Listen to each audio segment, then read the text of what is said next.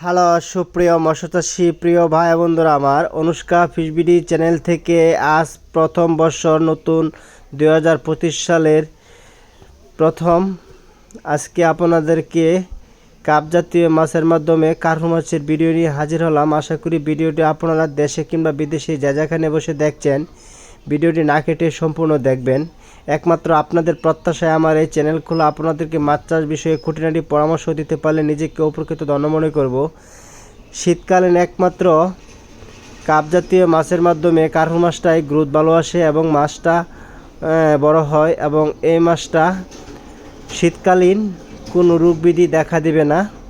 তার কারণে আমরা কার্পু মাছটা শীতকালীন চাষ করি।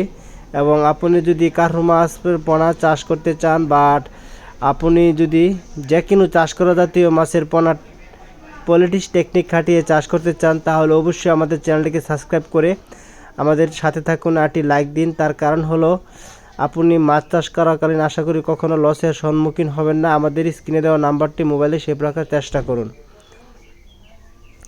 ভিউয়ার্স, এই দেখছেন কার্পু মাছের পোনা। এই মাছ অল্প সময়ে গ্রোথ চলে আসবে এবং এই মাছের কোনো রোগবিধি দেখা দিবে না। আর এই মাছ খেতে খুবই সুস্বাদ, হয়তো আপনারা আমার থেকে আর ভালো জানেন। এই মাছটা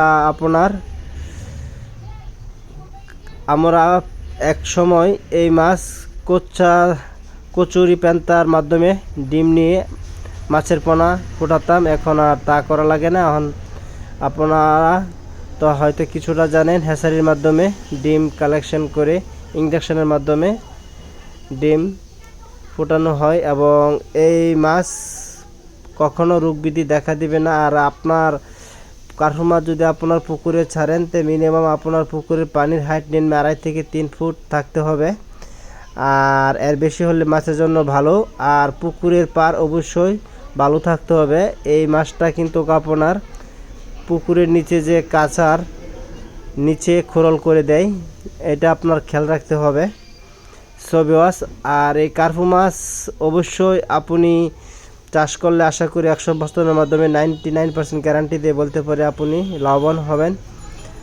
তাহলে ভিউয়ার্স, আজ এ পর্যন্তই। নতুন বছর সবাইদেরকে নতুন শুভেচ্ছা দিয়ে আজ এ পর্যন্তই বিদায়। সবাইকে নিয়ে ভালো থাকবেন, সুস্থ থাকবেন। ধন্যবাদ।